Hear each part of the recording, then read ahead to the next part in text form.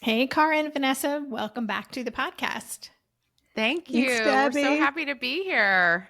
Yeah, I'm really excited to have you back. I mean, really, when your publicist reached out and said, there's a paperback edition of This Is So Awkward. And I was like, great, bring them on. I just love getting to chat with you. And I consider you very wise about all things teens and tweens and puberty. And so I just wanted to really get into conversation with you. So in case people haven't listened to our first episode together, which if you haven't, listeners, there's a link in the show notes. Definitely check that out. But would you guys just take a few minutes and talk about who you are and your collaboration together? Because it's really pretty magical what you've got going on. So my origin story, this is Cara. My origin story is that I'm a pediatrician, and I was in practice for a while in Los Angeles and ended up flipping into a career of writing books, which landed me at American Girl and writing their puberty series, The Care and Keeping of You.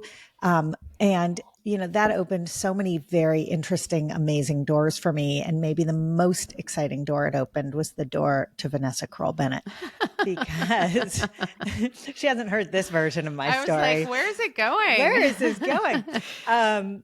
You know, you get to choose in life if you're a collaborator or if you're a sole operator. And there's nothing wrong with either one.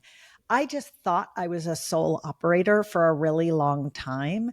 And then when I met Vanessa, I realized, oh, maybe I've got that wrong and I'm a collaborator. And it's been gangbusters ever since. So Vanessa and I podcast together and have for about 5 years now.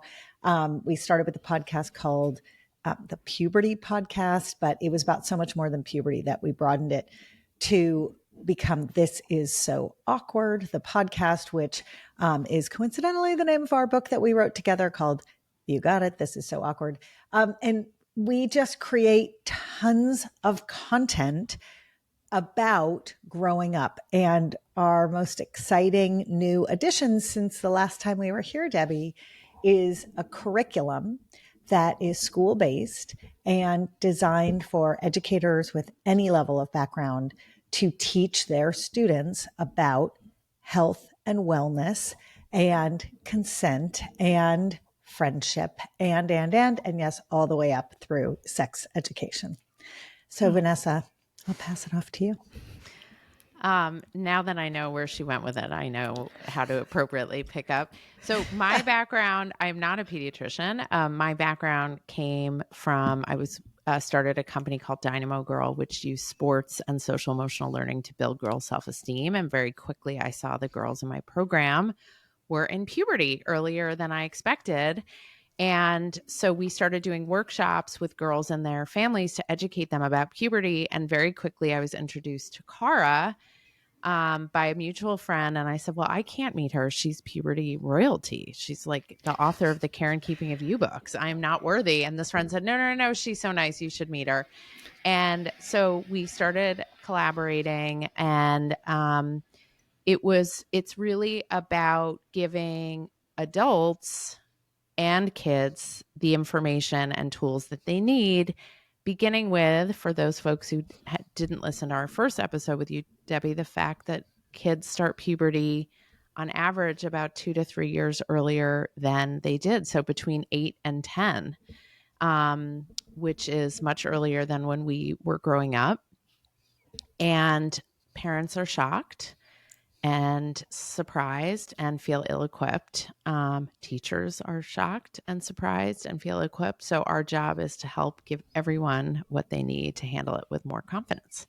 Wow. Okay. So first of all, I just have to say puberty royalty. I really appreciate that phrase and accurate. And your collaboration really is, it's unique. Like, I think you guys are so well suited to be partnering together, and you both bring so much, and as a team are just phenomenal. So anyway, I'm sorry, I'm gushing a bit, but we're just going to stay here all day, Debbie. I mean, nobody speaks to us this nicely. I know. So. I'm parked for the afternoon here.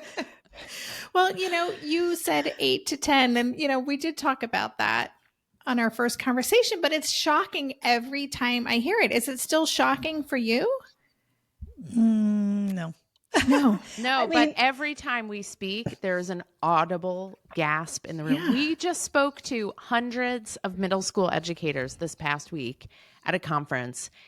These are middle school educators, so folks who spend all day, every day with kids between, let's say, 10 and 14. And when we gave them that information, there was an audible gasp in the ballroom. Actually, what precedes the gasp is this deadly silence. Like there's a moment where you know when you know you've got your audience. Like you just say between 8 and 10, and then there's a yeah. But this data, Debbie, is almost 30 years old. That's what's so incredible. That's why we're not surprised. There was a woman named Marsha Herman Giddens who was I got to think about what her exact credential is. I think she was a nurse practitioner who then got her doctorate. And she was operating out of Duke University running pediatric clinics. She was the very first person to publish data. It was in 1997. She looked at 17,000 girls. And that was the study that showed the average age of first puberty or onset of puberty average had moved from 11 to 10. But even in that very early study, when she pulled out kids by race, which now, Debbie, probably looks like it's socioeconomic status and zip code and not race.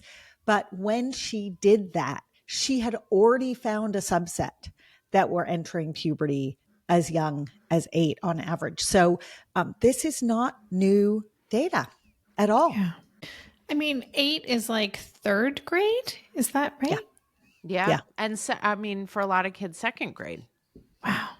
Yeah. Wow. Yeah. And so like I was coaching little girls in 2nd grade who were clearly beginning puberty. And for people who don't know, when I say that, female puberty starts, the first sign of physical expression of female puberty are breast buds. And anyone who's had breast buds knows those suckers poke out of anything, right? Like you could be wearing like a suit of armor and you could see the breast buds. And so I had these awesome little girls running around my gym classes in their, dry fit t-shirts, and a bunch of them had breast buds and they were carefree and fabulous. So people think, oh God, it's so terrible, I'm going to start crying. It's like, no, they're fine. They're happy. They're joyful. Right. It's when the world starts projecting their stuff and sexualizing kids who are starting puberty is when the worries and concerns and the work really needs to happen. I mean, we must add those breast buds can be very uncomfortable for some kids. Those dry fit shirts, ouch, for some kids against their breast buds. Boys and if you get a and girls. dodgeball to the breast buds, it's no fun. That's it's right. very And this is visceral. I gender can feel agnostic. that. Yeah. Oh, yes. Yes. Right.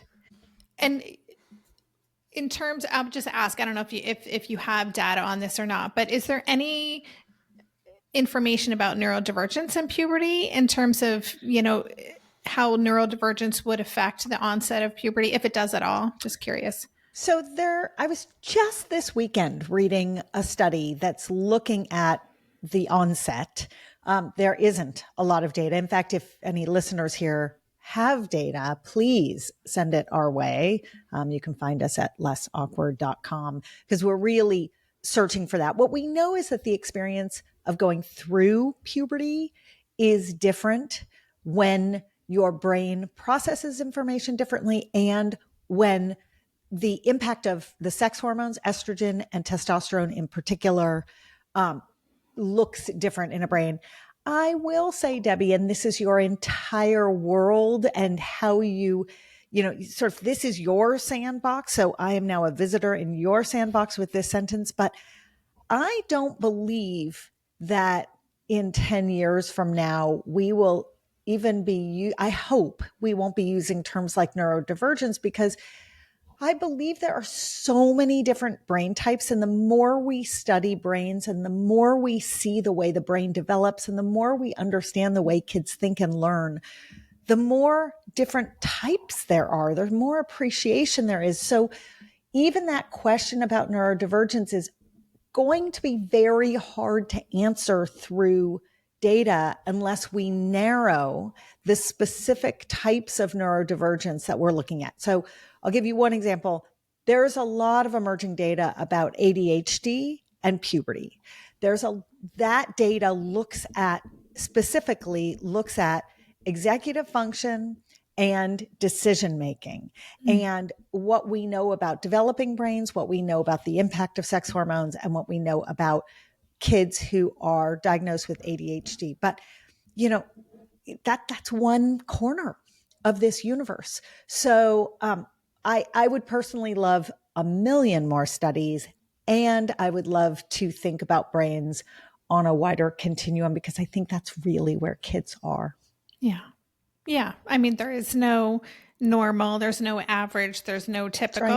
Right. And it's just interesting because the term neurodivergent wasn't even a thing. It wasn't even used in most people's vocabulary when I started the show almost 10 years ago. That's right. And so it's just fascinating to see how we're evolving, but I couldn't agree with you more in that we're still measuring up against some kind of standard of normal, which we know doesn't exist. Correct. Hallelujah. Yes. Okay. So the paperback edition of This Is So Awkward, Modern Puberty Explained, I think came out earlier this fall.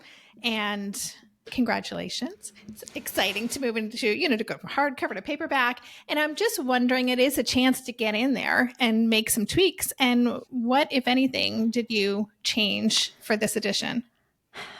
So we had to update the book this is the year 2025, at the point where there were major changes made via executive order from the federal government and the president about aspects of young people's health and access to resources. There were major changes to federal agencies who perform studies about young people, who offer resources and health services to young people and families.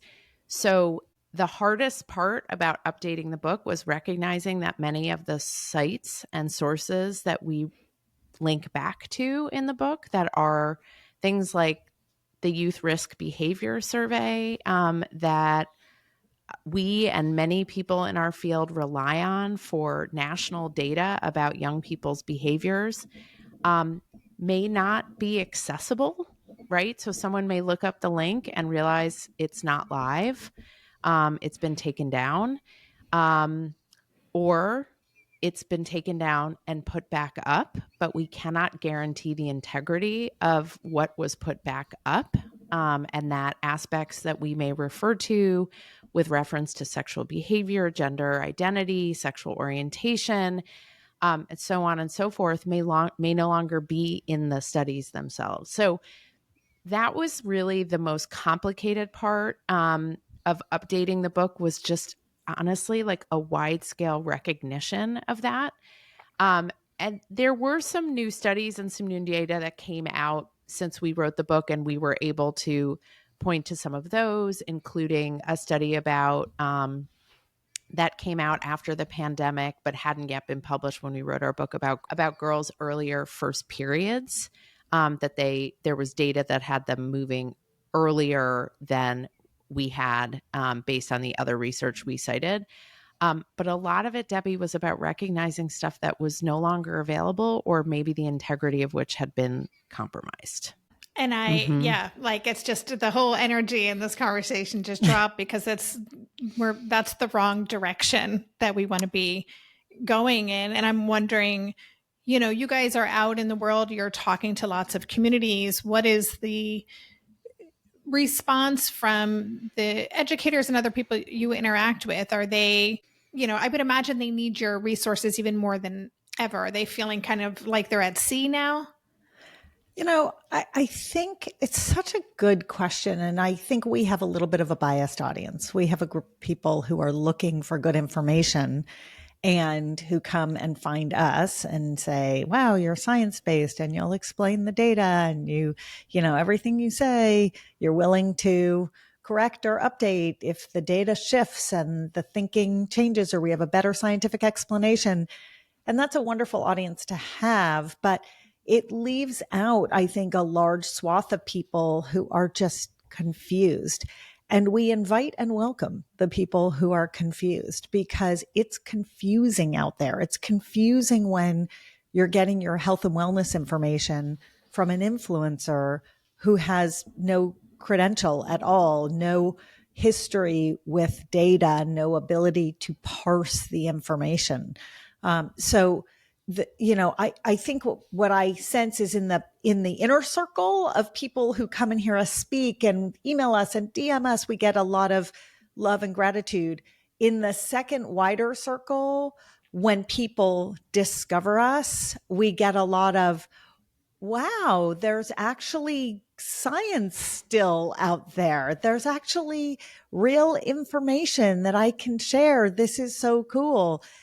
And then in the furthest ring are people who say, yes, but haven't you read this article that this food does this, that this shot does this?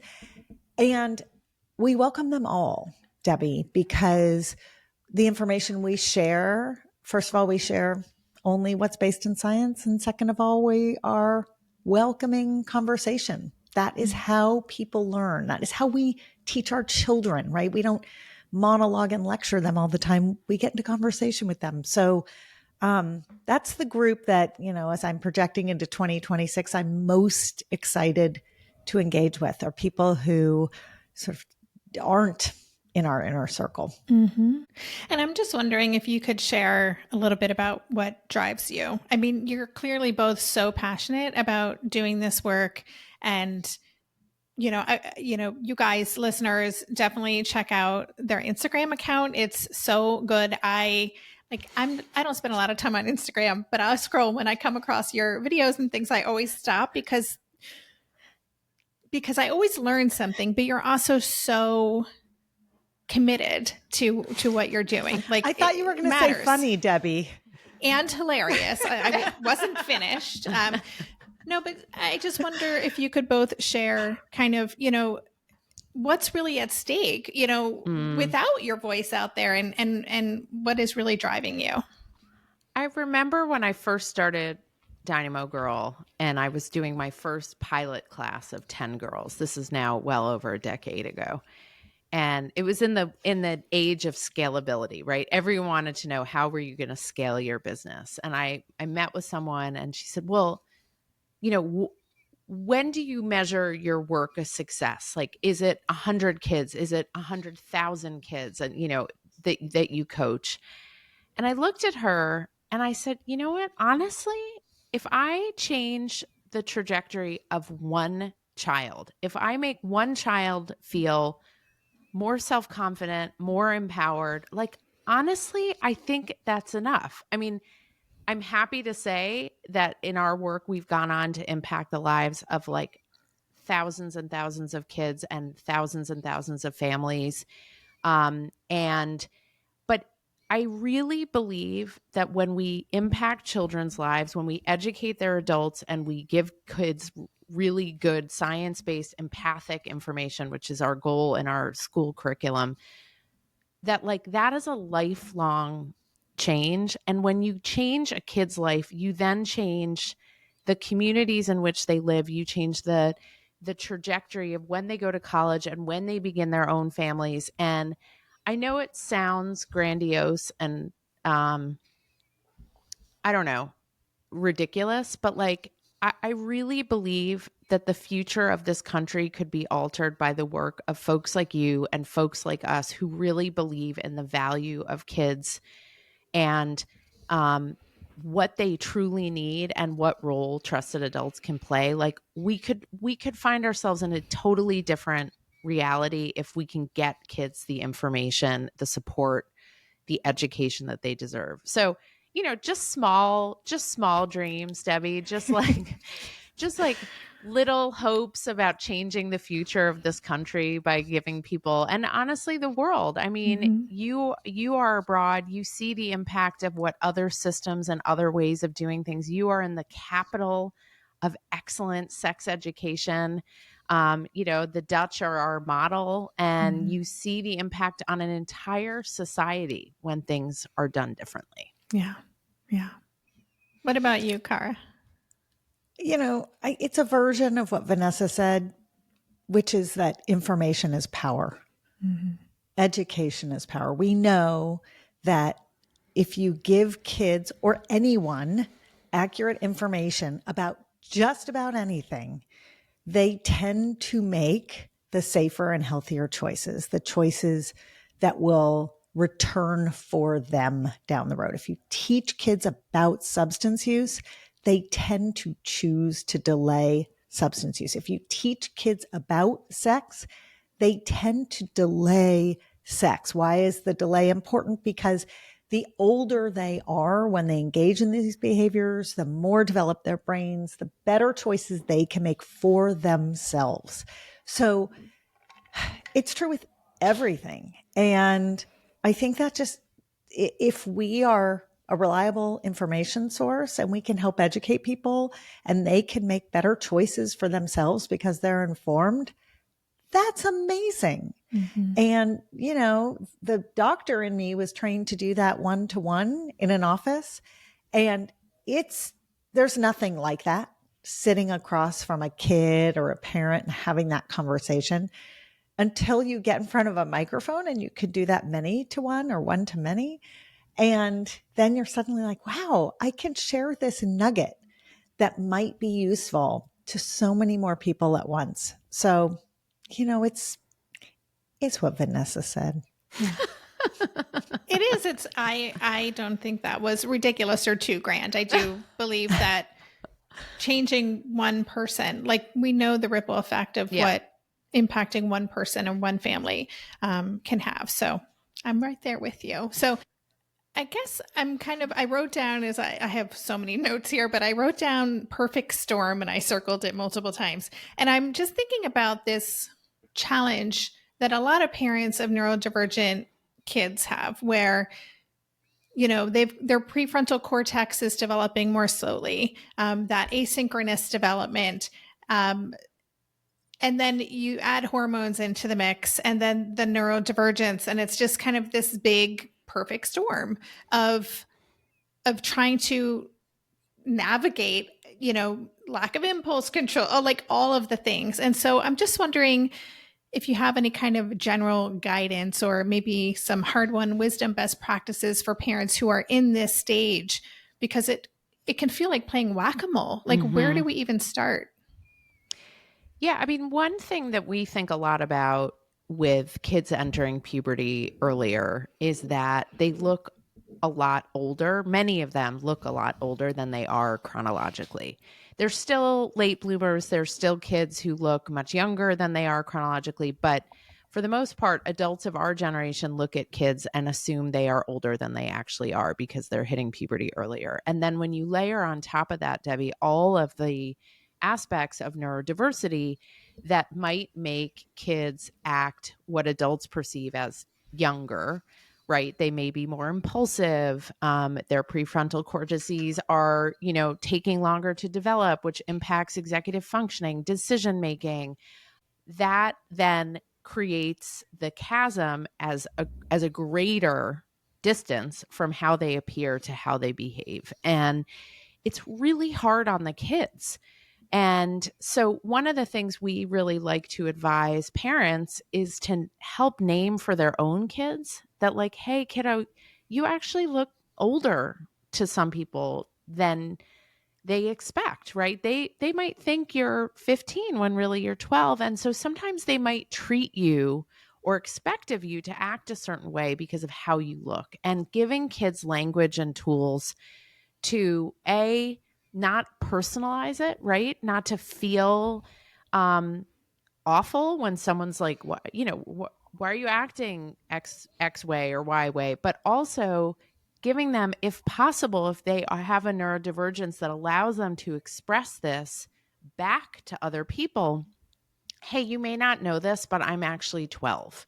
Or you may not know this, right? Giving them the language, not just about their neurodiversity, but also about how they're younger than people might expect them to be. And sometimes we as parents have to step in like, hey, I don't know if you know this, but my kid, I know they look older, but they're actually a lot younger and they have a neurodiversity. And so their behavior may be not what you would expect a kid to be who looks this way. And it's not easy. I'm not saying it's easy, but for parents of all kids, but particularly parents of neurodiverse kids, you are in a role of advocating for your kid and teaching them how to advocate for themselves over a long stretch of time. And this is a place where I think that's a great skill to build over time. It's not easy, but I think it can be really valuable.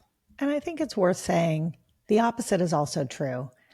As many kids as there are who look older than one would expect them to look, there are lots of kids who look younger, right? There are lots of kids who come to puberty later than the average. In fact, half, right?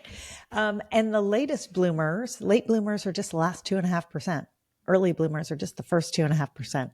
So there are kids who are really late to the game who are offended when someone treats them like they're 12 and they're 15.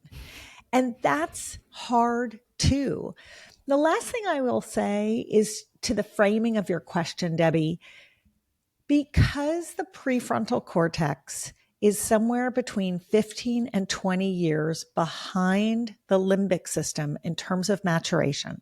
The limbic system, with all of its little organs inside the brain, will send and receive messages very quickly and efficiently, starting when a kid is about 10, 11, 12.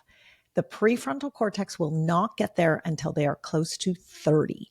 Because of that delta, independent of your brain type, you need to give your brain time to allow the prefrontal cortex to do its thing. It exists. It is there. Kids have them. They just need to give that part of their brain time to process a signal and send out its own signal so that it can do its job, which is literally to counterbalance the emotional limbic system. Yeah. Yeah, I always say that time is on our side. And, now as the parent of a 21-year-old, and I'm starting to see the fruits of so many years of labor, I'm like, oh, okay. we saw some movement here. This is great. But it is it's a very long game, right? That we're playing here. Yes. Yeah.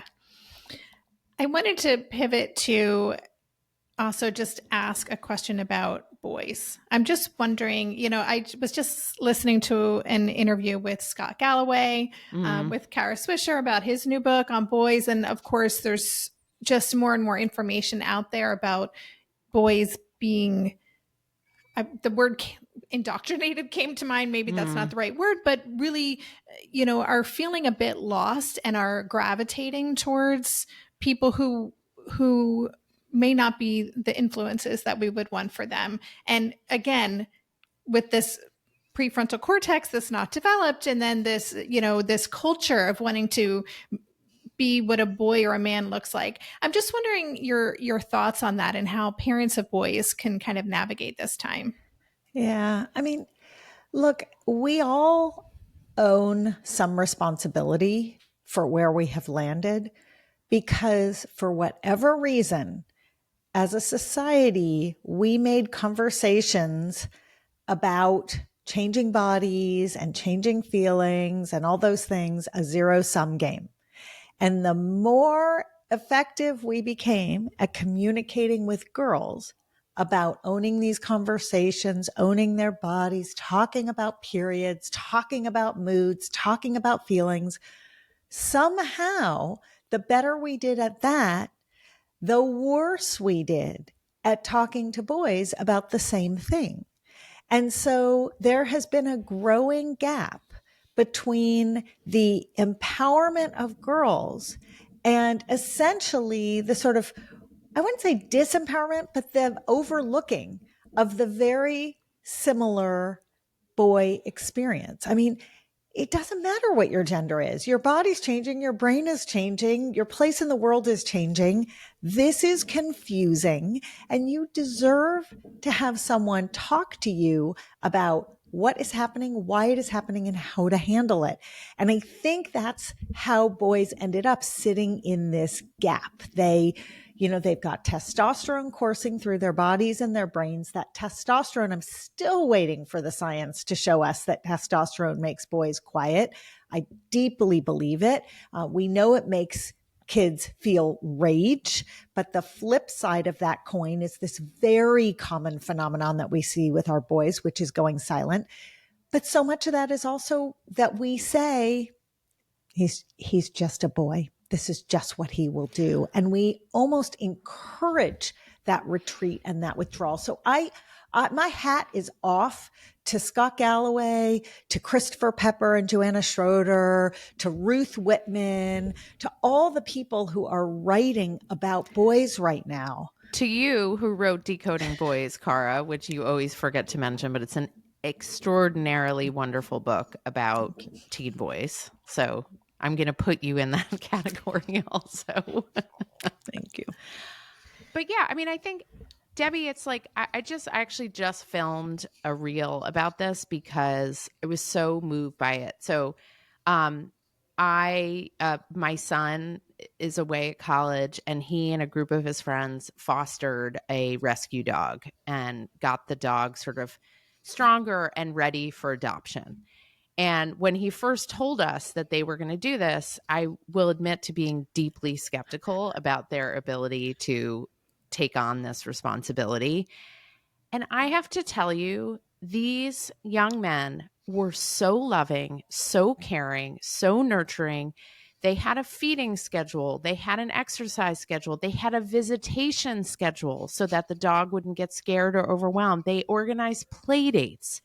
And then it was time to give the dog up for adoption, and they were devastated and also knew this was what was best for the dog. So for people who think that boys do not have the capacity to be loving, caring, nurturing human beings, it's not true. We just have to give them the opportunity to do it. And I think, I think that's what Scott Galloway talks about. I think that's what a lot of these amazing people do. And we're so busy being afraid of what they are being exposed to that we're forgetting to give them lots and lots of opportunities to forge a new path and to be a different version. And to Cara's point, that starts with not just like, oh, it's a fait accompli that my son has gone quiet and I leave him behind a closed door for the next 4 years. Nope. Figure out a way to talk to him, figure out a way to connect with him, figure out a way to teach him those skills of love and care because they're in him. He just needs help developing and bringing them out. Yeah. I know. Just so you know, I'm all over the place. I'm just fessing up because I really wanted to just kind of explore a bunch of different topics with you, but I'm going to bring it home. First of all, you mentioned at the very beginning that you have developed a curriculum, and that really piqued my interest. Would you tell us a little bit about that? Sure. I mean, it comes down to our book, This Is So Awkward. When we launched that book 2 years ago, hardcover version, we went all over the US and spoke at many, many, many schools, at this point, countless schools. And what we found was that the feedback we were getting was, this is so great. I wish my kids had a version of this, because they either don't get health and sex ed, or they get it, but it's old and it's anemic or it's cringy. And, both Vanessa and I had taught this class in schools, in workshops for years, and we knew it to be true. We knew it was old and cringy. And so we taught. No, not what we taught.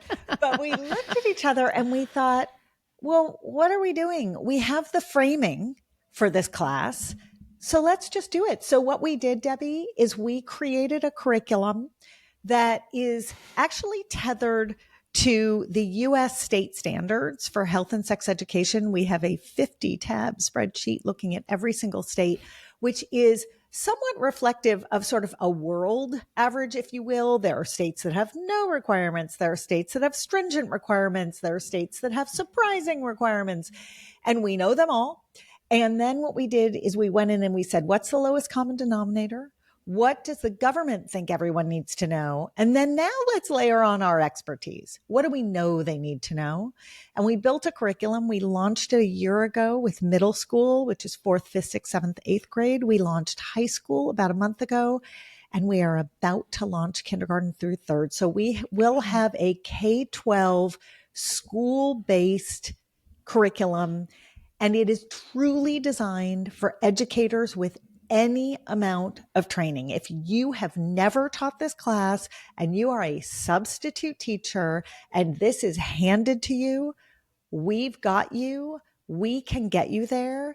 And if you are a seasoned health and sex educator who has been doing this for 25 years, we have built something that we hope you will find novel, engaging, and point you to all sorts of interesting resources that you never knew existed. So where can listeners learn more about that? It sounds amazing.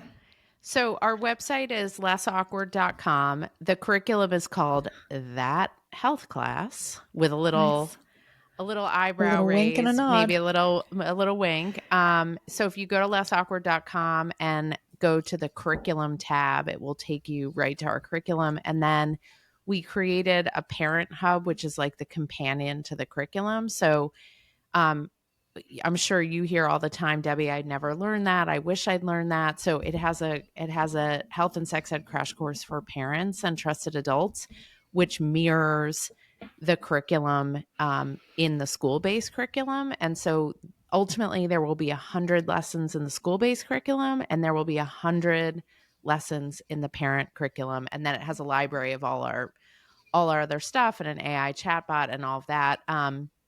So it's really, really, really exciting. We feel so lucky.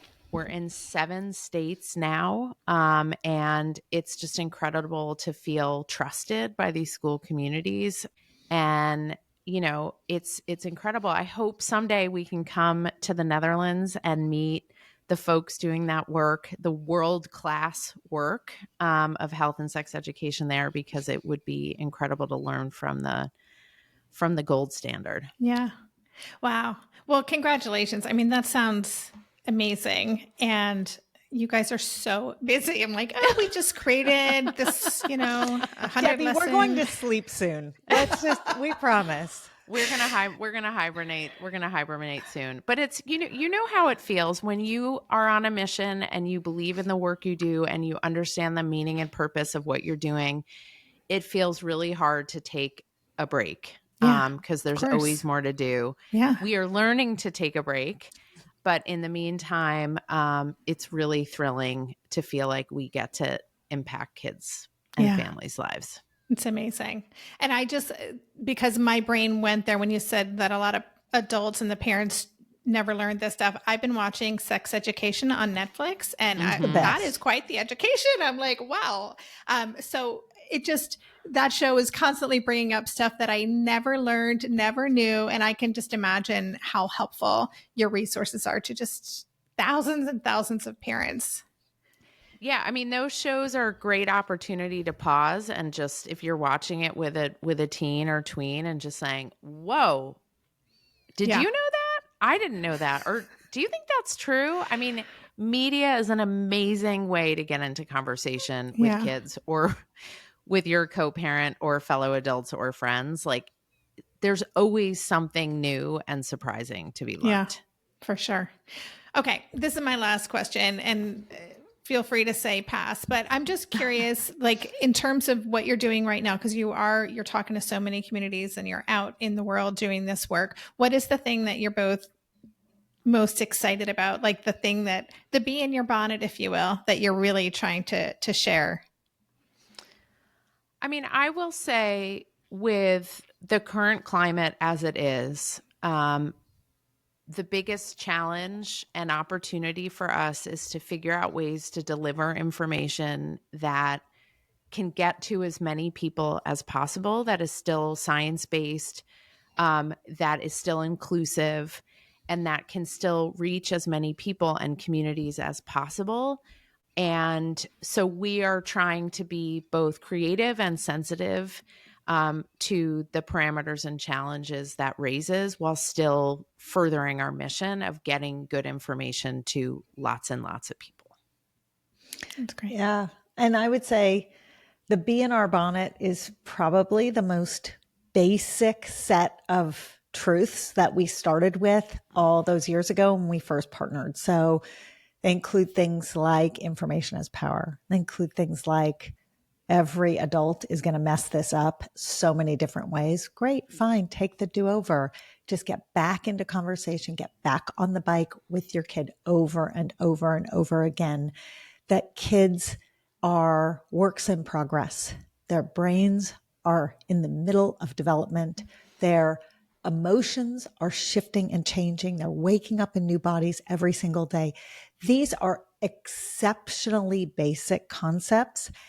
And everything we talk about and everything we do harkens back to these concepts over and over and over again. They will never be boring to us because at the end of the day, if you just keep getting into conversations with the kids in your lives, you'll get so much from them.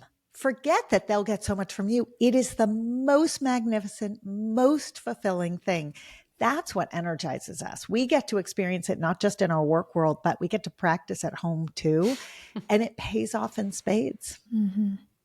So good. You guys are so inspiring. And I'm going to name the book again. It's This Is So Awkward, Modern Puberty Explained. And again, listeners, it's so much like, I think puberty, you think, oh, it's about the birds and the bees, and it's about life. It's about the whole life of tweens and teens and this journey that we're on with our kids. So I really encourage listeners to go check out your Instagram, all the places. I will have links in the show notes. So thank you so much for following my little squirrel brain today and for this wonderful conversation. I so appreciate both of you.